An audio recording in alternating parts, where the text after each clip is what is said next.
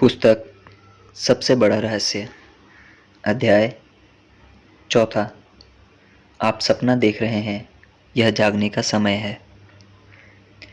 कई आध्यात्मिक गुरुओं और प्राचीन धर्मों के अनुसार हमारा पूरा संसार, आपका और हर व्यक्ति का जीवन एक स्वप्न से अधिक कुछ नहीं है।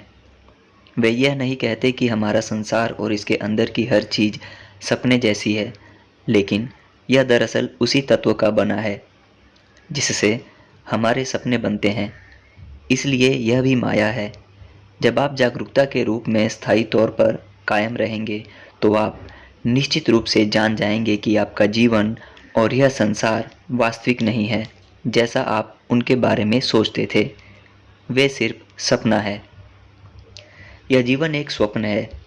हम यह सपना देख रहे हैं कि हम एक व्यक्ति हैं जो एक संसार में रह रहा है जिसके बारे में हमें विश्वास है कि यह वास्तविक है। हमें यह एहसास नहीं होता कि यह सब एक सपना है।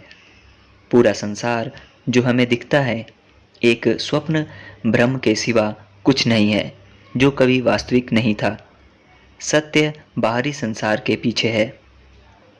हमें इस संभावना के प्रति अपनी आंखें खोलना चाहिए कि यह एक सपना है, और जब हम ऐसा करते हैं तो हर चीज़ नाटकीय रूप से बदल जाती है। यह सचमुच ऐसा ही बन जाता है। अगर जागृत अनुभव को स्वप्न के रूप में देखा जाए तो हमारा व्यवहार बदल जाता है और हम पाएंगे कि इस सपने के पात्रों या स्थितियों की प्रतिक्रिया भी बदल जाती है। हम अभी एक सुस्पष्ट स्वप्न में हैं और सपने का हिस्सा वह है जिसे हम मन, शरीर और सृष्टि कहते हैं। और स्वप्न आबाद है, इसलिए लोगों का जागना लगभग असंभव है। आपके रात के सपने में आपका मन, आपके शरीर, दूसरे लोगों जिनमें से कुछ को आप जानते हैं, कुछ को आप नहीं जानते, शहरों, कस्बों, मकानों, वाहनों, भोजन, वस्तुओं, पेड़ों, प्रकृति, जानवरों, सूरज, तारों और आसमान का सृजन कर देता है। यह समय के गुजरने के, दिन के समय, रात के समय, आवाज़ों, ध्वनियों और हर परिस्थिति व घटना का भी सृजन कर देता है जो आपके स्वप्न में घटित होती है। आपका मन एक पूरे संसार का सृजन कर देता है।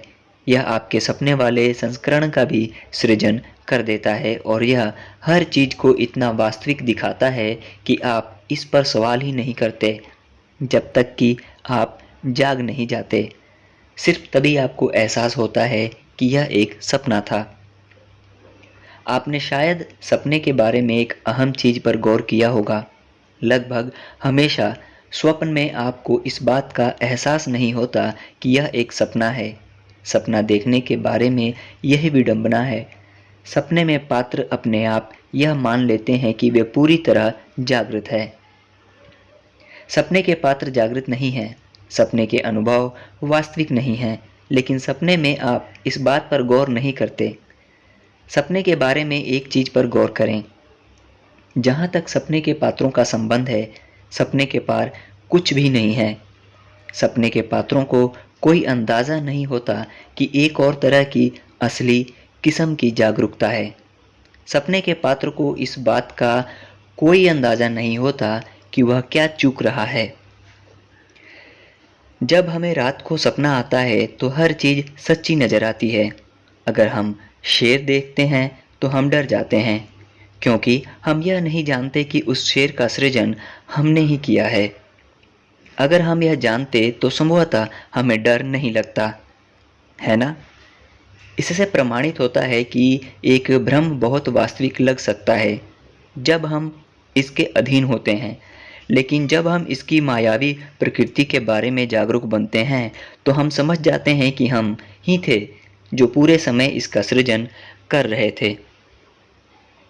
भले ही आप पूरी तरह जागरूक हों कि यह संसार एक स्वप्न है, लेकिन फिर भी आप इसकी भौतिकता और अपने शरीर के बारे में सम्मानजनक रहते हैं। आप किसी इमारत के ऊपर से कूद नहीं जाते हैं, क्योंकि इमारत, जमीन, आपका शरीर और गुरुत्वाकर्षण सारी चीज़ें उसी सपने वाली वस्तु की बनी होती है और आप इसे महसूस करेंगे। जैसा एक गुरु ने कहा था, अगर आप सपने में मुझे चिकोटी काटते हैं तो मैं इसे महसूस करूंगा, क्योंकि यह सपने की चिकोटी है। स्वप्न में 10 साल 1 मिनट में गुजर सकते हैं। आपको एक बच्चा हो सकता है और फिर वह बच्चा स्कूल जा सकता है। जब आप जागते हैं तो आप देखते हैं कि सपने वाला शरीर एक भ्रम था और जो समय बीत रहा था वह भी एक भ्रम था, लेकिन सपने के दृष्टिकोण से यह वास्तविक नज़र आ रहा था। यदि हम स्वप्न की अवस्था को मिसाल के तौर पर लेते हैं तो कोई ऐसा सपना हो सकता है जिसमें 50 साल की अवधि समाविष्ट हो, लेकिन जब हम जागते हैं तो हमें एहसास होता है कि ऐसा वास्तव में हुआ ही नहीं था। स्वप्न का चैतन्य अवस्था से तादात्म्य स्थापित होने पर यह वास्तविक प्रतीत होता है। जागृत अवस्था भी अत्यंत विश्वसनीय व्यवहार होती है जो चेतना उत्पन्न कर रही होती है। भौतिक शास्त्र के सिद्धांत वे होते हैं जो जागृत सपने पर लागू होते हैं। रात के सपने में भौतिक शास्त्र के सिद्धांत अलग होते हैं। यही वजह है कि रात को आप उड़ सकते हैं। पृथ्वी के सपने में चाहे जो भी घटित होता हो, हम सभी के लिए अंत समान रहता है। जागने पर हमें पता चलता है कि यह एक सपना था। इसीलिए आध्यात्मिक गुरु हमसे जागने को कहते हैं। इसका मतलब है भ्रम से जागना और यह एहसास करना कि यह सब एक सपना है। जब हम जागकर सच्चाई को जान जाते हैं तो हमें यह पता लगता है कि किसी को भी चोट नहीं पहुंची या नुकसान नहीं हुआ और किसी की भी मृत्यु नहीं हुई। जिस तरह आप किसी बुरे सपने के बाद दहशत में जागते हैं, आपको यह राहत भरा एहसास होता है कि किसी को भी सचमुच चोट नहीं पहुंची थी और कोई बुरी चीज नहीं हुई थी। आप तो बस सपना देख रहे थे। अगर आप युद्ध और कष्ट की फिल्म देखने के बाद कहते हैं कितनी बढ़िया फिल्म थी, तो आप इस जीवन को भी एक ब्रह्मांडीय फिल्म की तरह ले सकते हैं। हर तरह के अनुभव के लिए तैयार रहें जो आपकी ओर आ सकता है, यह एहसास करते हुए कि ये सब सपने हैं। संसार को सपने के रूप में देखना एक बेहतरीन अभ्यास है और आपको इसके दिखने वाले ठोसपन को तोड़ने में मदद मिलेगी। कल्पना करना। सबसे बड़ा उपचार उससे जागना है जो हम नहीं हैं। यह वैसा ही है जैसे अपनी आंखों को एक चीज से किसी दूसरी चीज की ओर ले जाना है। यह उतना ही सूक्ष्म है। यह सांस छोड़ने जैसा है। जब आप तैयार होंगे तो आप इसे कर लेंगे। खुद से यह ना कहें कि आप कभी तैयार नहीं होंगे। खुद से यह ना कहें कि यह संभव नहीं है। यह आपके चारों ओर हो रहा है, आपके जैसे लोगों के साथ ही। वे अब मुश्किलों से दूर हैं। वे पहले मुश्किलों में हुआ करते थे। वे अब भी अपना जीवन जी रहे हैं। वे खुशी से दमक रहे हैं। वे आराम भरा जीवन जीते हैं, चाहे उनके आसपास जो भी चल रहा हो। उनसे ईर्ष्या ना करें, उन पर शंका ना करें। खुद भी वैसे ही बन जाएं। आप आनंदित होंगे। आप यह एहसास होगा कि आप इतने लंबे समय तक भिन्न तरीके से क्यों जिए। मैं पूरी निश्चितता से कह सकती हूँ कि मैं अपने जीवन के कई दशकों तक सोई रही थी। मैं जानती हूँ कि मैं सोई हुई थी क्योंकि मैं वह सटीक दिन, वह सटीक पल बता सकती हूँ और वह सटीक परिस्थिति भी जब मैं पहली बार जागी। तब से मैं बहुत बार छुटपुट जागी हूँ और एक बड़ी जागृति भी हुई है। जागना कोहरे के बाहर निकलने जैसा होता है, जब सब कुछ अचानक साफ हो जाता है और आप हर चीज को स्पष्टता से देख सकते हैं। कुछ लोग बिस्तर पर लेटे हुए जागे हैं, पार्किंग लॉट में अपनी कार तक चलाते समय जागे हैं, किसी पक्षी की आवाज़ सुनकर जागे हैं, या किसी गुरु की बात से या किसी खास चीज को पढ़कर जागे हैं। कई किसी दहशत भरी घटना के बीच जागे हैं या व्यक्तिगत संकट के दौरान जब उनका जीवन तलहटी पर पहुंच चुका था और जब वे जागे हैं। तब कहीं जाकर उन्हें यह एहसास हुआ कि वे सोए हुए थे। ज़्यादातर लोगों को नहीं मालूम कि वे सोए हुए हैं। वे सोए सोए जागते हैं, वे सोए सोए जीते हैं, वे नींद में शादी करते हैं, वे नींद में ही बच्चे पैदा करते हैं, वे कभी जागे बिना नींद में ही मर जाते हैं। वे मशीनी ज़िंदगी जीते हैं, मशीनी विचार सोचते हैं, आमतौर पर किसी दूसरे के, मशीनी भावनाएं, मशीनी कार्य, मशीनी प्रतिक्रियाएं। वे कभी इस चीज़ की सुंदरता को समझ ही नहीं पाते जिसे हम मानवीय अस्तित्व कहते हैं। हमारा मन मशीनी है, जैसे कंप्यूटर का कोई प्रोग्राम होता है। इसीलिए अगर हम अपने मन से नियंत्रित होंगे तो हमारा जीवन मशीनी होगा। शायद आपको लगातार पैसों की कमी की परेशानी है। यह एक मशीनी मन का परिणाम है जो बार बार कम पैसों के विचारों को दोहरा रहा है। आप इन विचारों पर विश्वास करके इन्हें शक्तिशाली बना लेते हैं। इसीलिए आपको पैसों की कमी का अनुभव लगातार होता रहता है। यह मन के सीमित करने वाले विचारों का काम है, जबकि जागरूकता पूर्ण समृद्धि व प्रचुरता है। जब आप जागते और जागरूकता के रूप में जीना शुरू करते हैं तो आपका जीवन किसी भी चीज़ से परे होगा जिसकी आप इस समय कल्पना कर सकते हैं। आप संसार को पूरी तरह से भव्य पाएंगे जो सौंदर्य से लबरेज है, और आप अपनी आँखों से देखेंगे कि हर चीज़ पटरी पर है, कोई चीज़ गलत जगह पर नहीं है और सब कुछ सही है। जब हमारा मन हमारे जीवन को चलाता है तो हम संसार को उस तरह नहीं देख पाते जिस तरह यह सचमुच है। अहंकारी मन ज़्यादातर चीज़ों को समस्या मान लेता है और उन पर जोरदार आपत्ति करता है।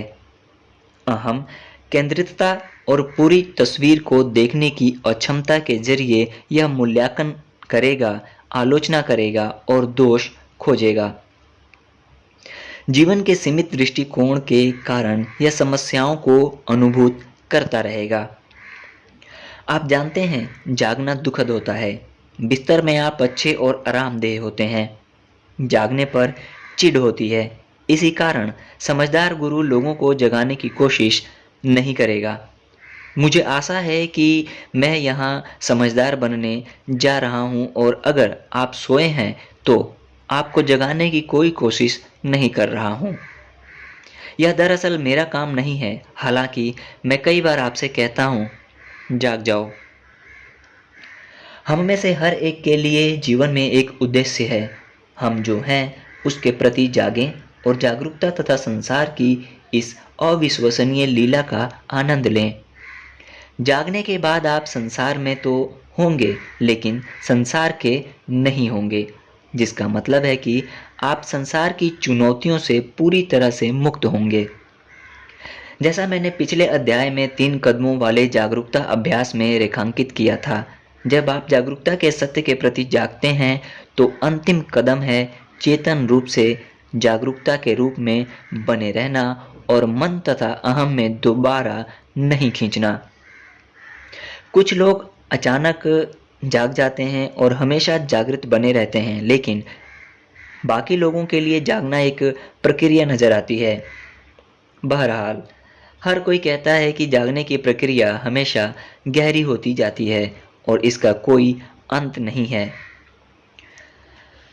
अब यह कहना संभव नहीं है। यह संतों के बारे में है, यह जैन सन्यासियों के बारे में है, या कोई ऐसी चीज है जिसे पाने के लिए आपको कई जन्मों तक इंतजार करना होगा, या यह गंभीर आध्यात्मिक अभ्यासियों के लिए है, या उन लोगों के लिए है जिन्हें भौतिक जीवन से खुशी नहीं मिलती, या उन लोगों के लिए जो एक खास तरीके से विश्वास करते हैं।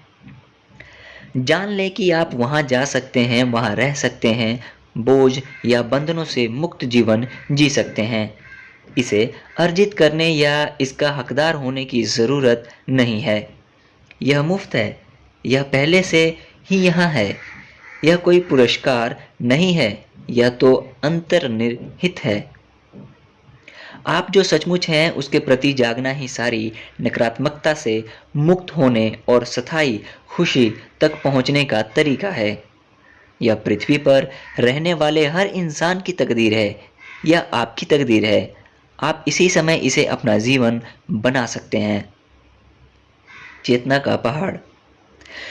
कई साल पहले यूरोपियन रोज क्रॉस ऑर्डर के इम्परेटर ने एक रूपक के सहारे मुझे चेतना और जागरूकता के सत्रों के बारे में समझाया। उन्होंने इसे चेतना का पहाड़ कहा। अगर आप पहाड़ की तलहटी में हैं तो आप ज्यादा दूर तक नहीं देख सकते। आपका दृष्टिकोण सीमित और संकीर्ण होता है और आप यह नहीं देख सकते कि आपके आगे क्या है या किसी मोड़ के पार क्या है। चूंकि आप नहीं जानते कि घाटी से परे क्या है, इसीलिए आपको अज्ञात का भारी डर सताता है। जब आप पहाड़ पर चढ़ते हैं तो आप परिवर्तनों पर गौर करने लगते हैं। आप जैसे जैसे ऊपर जाते हैं, जीवन का आपका दृष्टिकोण विस्तृत होता जाता है, क्योंकि आप ज़्यादा दूर तक देख सकते हैं और आप उन कुछ चीज़ों के पार देख सकते हैं जो पहाड़ की तलहटी में आपकी दृष्टि को बाधित कर रही थी। थोड़े ऊपर जाने पर चीज़ें अलग दिखती हैं, क्योंकि आप उन्हें ज़्यादा स्पष्टता से देख सकते हैं और हालांकि आपको अब भी डर लगता है, लेकिन उतना नहीं जितना घाटी में रहने समय लगता था। पहाड़ की ऊंचाई पर पहुंचने पर माहौल अलग होता है, पेड़ पौधे अलग होते हैं और आप इतनी ज़्यादा दूर तक देख सकते हैं जितना पहले नहीं देख सकते थे। यहाँ जीवन बहुत अलग नज़र आता है और चूंकि आप बहुत सारी ऐसी चीज़ों को देख सकते हैं जो पहले आपसे छिपी हुई थी, इसीलिए अज्ञात का आपका डर कम होता है। जब आप पर्वत के शिखर पर पहुंचते हैं और शिखर पर पहुंच जाते हैं तो आप सभी दिशाओं में हर चीज को देख सकते हैं। कोई भी चीज आपसे छिपी नहीं रहती। संसार और इससे आगे की आप हर दिशा में पूरे विस्तार से देख सकते हैं। आप घाटी के लोगों और उनके सीमित दृष्टिकोणों को देखते हैं और आप जहां हैं वहां से आप जानते हैं कि उन्हें डरने की कोई ज़रूरत नहीं है, क्योंकि उन्हें डराने वाली कोई चीज़ दरअसल है ही नहीं। आप उन लोगों को भी देख सकते हैं जो पहाड़ पर चढ़ने की विभिन्न अवस्थाओं में हैं और उनके दृष्टिकोण की अलग अलग सीमाओं को भी देख सकते हैं। आप पर्वत के शिखर पर खड़े हैं, इसलिए आप वहां से हर चीज की शुद्ध सुंदरता और पूर्णता को देख सकते हैं। आप देखते हैं कि कोई भी चीज गलत जगह पर नहीं है और चिंता करने या डरने के लिए कोई चीज है ही नहीं। जीवन का जो नज़ारा आश्चर्य और रहस्य आपके सामने प्रकट होता है वह भव्य से कम नहीं होता। और अगर घाटी के लोग उस भव्यता को देख सकते जिसे आप देख सकते हैं तो वे भी आज़ाद होते। जब हम पहाड़ के शिखर पर खड़े होते हैं या सितारों को देखते हैं तो हम अनंत को अनुभूत कर रहे होते हैं, जो हम सचमुच हैं। इसीलिए बहुत सारे लोग इसी व्यापकता के एहसास के लिए ललायित रहते हैं। चेतना के ज्यादा ऊंचे स्तर पर इस व्यक्तिगत मन की कोई भी चीज जरा भी मायने नहीं रखती, क्योंकि आप अपने खुद के अस्तित्व के पर्वत शिखर पर खड़े हैं और बादल आपके नीचे से गुजर रहे हैं। आप एक ऐसे बिंदु पर पहुंच जाते हैं जहां कोई चीज मायने नहीं रखती। कोई भी चीज, कोई भी चीज, कोई भी चीज और केवल पूर्णता ही रहती है। जब जब आप जान जाते हैं कि आप कौन हैं तो आपने जागरण की प्रक्रिया शुरू कर दी है। आप जो हैं स्थायी रूप से वही बने रहने में एक ही बाधा है, आपका मन।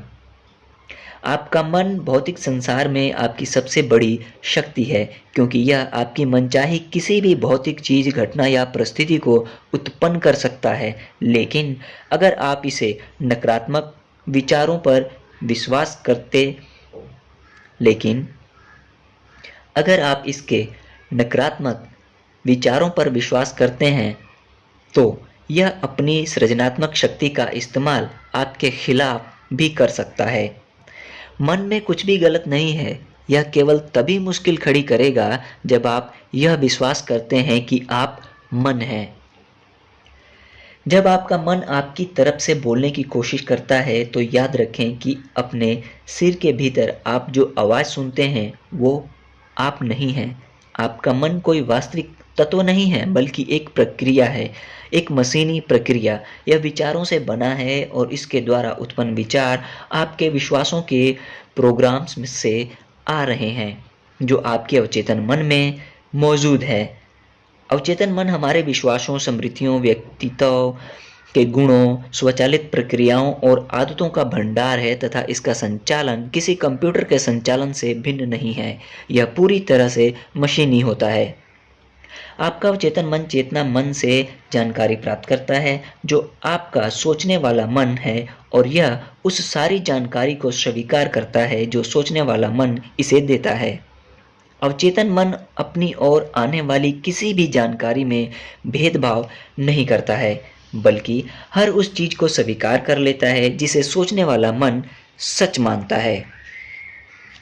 इसीलिए बुनियादी तौर पर हमारा मन विचारों को हमारे विश्वासों के अनुरूप ढालता है और हमारे जीवन को बहुत बुरी तरह सीमित करके हमें उन विचारों का कैदी बनाकर रखता है जब तक कि हम जाग नहीं जाते और यह नहीं देख लेते कि हमारे विचार और हमारा मन वह नहीं है जो हम हैं। आप सीमा का खेल खेलना चाहेंगे या आप स्वतंत्र होना चाहेंगे? यह सरल प्रश्न सीमित शरीर मन बने रहने का जुनून को छोड़ने की कुंजी है। अगर आप सोचते हैं कि आप शरीर मन हैं और वे कहानियां जो आप खुद और दूसरों को वह शरीर मन बनने के बारे में बताते हैं, तो आपको सीमा का खेल खेलना ज्यादा पसंद है। स्वतंत्रता की ओर पहला कदम वह है जब हम यह समझ जाते हैं कि हमारे विचार ही हमारे जीवन का सृजन करते हैं। आप जो सोचते हैं वही प्रकट होता है। अगर आप अनचाही चीजों के विचारों पर ध्यान केंद्रित करेंगे तो आपको अपना मनचाहा जीवन नहीं मिलेगा। आपको अपना मनचाहा जीवन तभी मिलेगा जब आप केवल मनचाही चीजों के विचारों पर ही ध्यान देंगे। जब आप इसे पूरी तरह समझ लेते हैं तो आप अपने विचारों के बारे में बहुत जागरूक बन जाते हैं और इससे आप जागृति के मार्ग पर पहुंच जाते हैं, क्योंकि अपने विचारों के प्रति आपकी जागरूकता न सिर्फ आपको नकारात्मक विचारों पर विश्वास करने से रोकती है, बल्कि इसका यह मतलब भी होता है कि आप ज्यादा जागरूक बन रहे हैं। द सीक्रेट पुस्तक और फिल्म बताती है कि अपने विचारों के माध्यम से आपके पास सभी मामलों में अपने जीवन का सृजन करने की कितनी शक्ति होती है। स्वास्थ्य, संबंध, धन, कामकाज, खुशी और संसार भी। अगर आप अब तक उस जबरदस्त शक्ति को नहीं समझ पाए हैं जो आपके विचारों के माध्यम से आपके पास होती है, तो मेरा आग्रह है कि आप द सीक्रेट पुस्तक या तो खरीद लें या किसी मित्र से मांग कर पढ़ लें या किसी लाइब्रेरी से ले आएं। द सीक्रेट ने करोड़ों लोगों का जीवन बदला है और इस चैनल पर द सीक्रेट पुस्तक का हिंदी ऑडियो भी अवेलेबल है। और अपने विचारों के बारे में ज़्यादा जागरूक बनना उसके प्रति जागने की अनुभूत प्रक्रिया में उत्कृष्ट पहला कदम है जो हम सचमुच हैं। अध्याय 4 का सार। यह जीवन एक स्वप्न है। पूरा संसार और कुछ नहीं बल्कि स्वप्न भ्रम है। आपके रात के सपने में आपका मन एक पूरे संसार का सृजन करता है और हर चीज को इतना वास्तविक बना देता है कि आप उस पर सवाल ही नहीं करते हैं जब तक कि आप जागते नहीं हैं। जागृत अवस्था भी चेतना द्वारा उत्पन्न एक बेहद विश्वसनीय नाटक है। चूंकि मन मशीनी होता है, इसीलिए अगर हम अपने मन से जीते हैं तो हमारा जीवन मशीनी होता है। जब हमारा मन हमारा जीवन चलाता है तो यह हमें संसार को उस तरह नहीं देखने देता जैसा यह सचमुच है। जब आप जाग जाते हैं तो आप संसार में तो होंगे लेकिन संसार के नहीं होंगे। चेतना का पहाड़ चेतना संबंधी एक रूपक है। ज्यादा ऊंचाई पर पहुंचने पर जीवन का आपका दृष्टिकोण व्यापक हो जाता है। पर्वत के शिखर पर पहुंचने के बाद आपको हर चीज की सुंदरता और आदर्श रूप में पूर्णता को दिखाई दे सकती है। आपका मन विचारों से बनता है और इसके द्वारा उत्पन्न विचार उन प्रोग्रामों से आते हैं जो आपके विश्वासों से बने हैं और आपके अवचेतन मन में कायम हैं। अवचेतन मन हमारे विश्वासों, स्मृतियों, व्यक्तित्व के गुणों, स्वचालित प्रक्रियाओं और आदतों का संग्रह करता है। इसका संचालन किसी कंप्यूटर के संचालन से भिन्न नहीं है। स्वतंत्रता की दिशा में पहला कदम यह है कि जब हम यह समझ लेते हैं कि हमारे विचार ही हमारे जीवन का सृजन करते हैं, हम जो सोचते हैं वही प्रकट होता है। अध्याय 4 समाप्त। धन्यवाद।